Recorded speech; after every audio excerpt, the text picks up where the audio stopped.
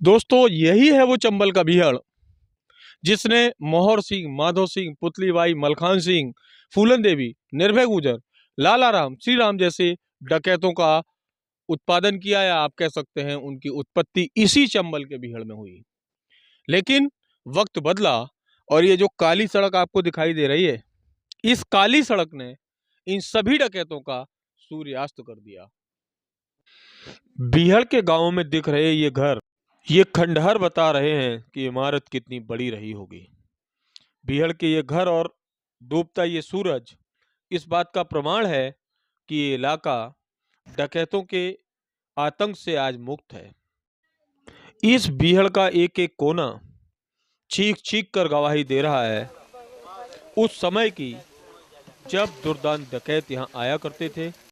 एक वक्त था जब इन्हीं झाड़ियों में, इसी जंगल के भीतर दिल्ली, मुंबई, आगरा, पता नहीं कहां कहां के लोग पकड़ के रूप में, किडनैपिंग के रूप में लाए जाते थे और निर्भय गुजर जैसे डकैत उनके परिवारजनों से न सिर्फ वसूली करते थे, बल्कि उनके परिवार को इतना दहशत में डाल देते थे कि आने वाले बरसों तक वो परिवार इस दहशत से कभी निकल ही नहीं पाता था।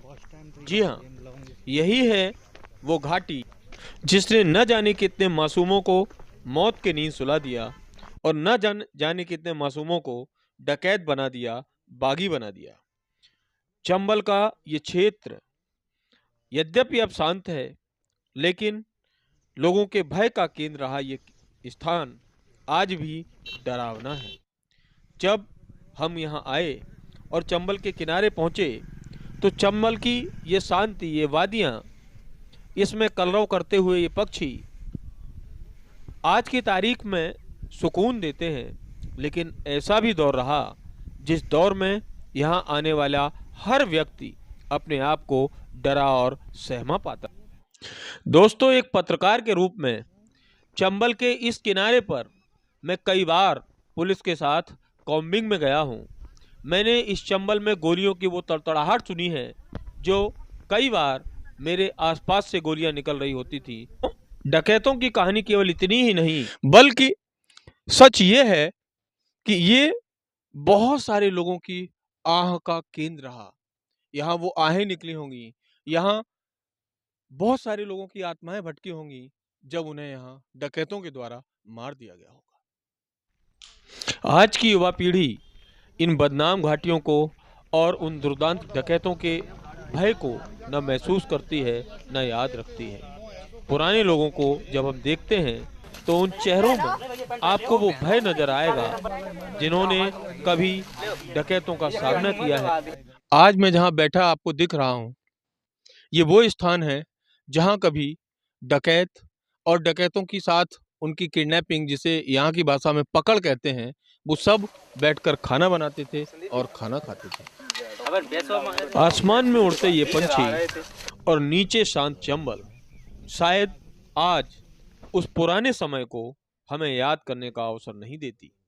लेकिन सच ये है कि ये शांति बहुत लंबे समय के बाद और बहुत दर्दों को सहन करने के बाद लोगों को प्राप्त हुई। एक समय था जब इस चंबल के बीहड़ का नाम सुनकर लोगों की रूह कांप जाया करती थी, लोग डर जाया करते थे। कारण आप देख सकते हैं, क्षेत्रीय भाषा में इन्हें डांग भी कहते हैं। इस इलाके में मैं चाहूंगा अपने साथी से कि वो आपको दिखाएं।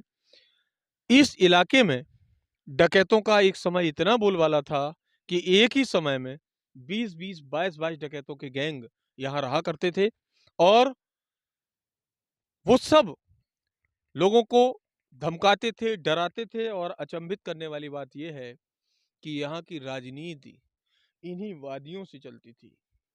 आप देख सकते हैं सामने, यदि कैमरामैन दिखा पाए, सामने चंबल दिख रही है। बहुत ज्यादा दूरी नहीं है जहां मैं खड़ा हुआ हूं, मुश्किल से 500 मीटर की दूरी है। और आप जानते हैं कि चंबल को यह श्राप प्राप्त है कि जो भी चंबल का पानी पिएगा उसमें बदले की आग जल जाएगी। और इस आग का प्रमाण दे चुके हैं पान सिंह तोमर जैसे लोग, जो आर्मी से निकल के आए और इस जंगल में बागी जीवन जीने लगे। दोस्तों आज के वीडियो में बस इतना ही। मिलते हैं अगले वीडियो में, तब तक बने रहिए विनीत जय हो के साथ।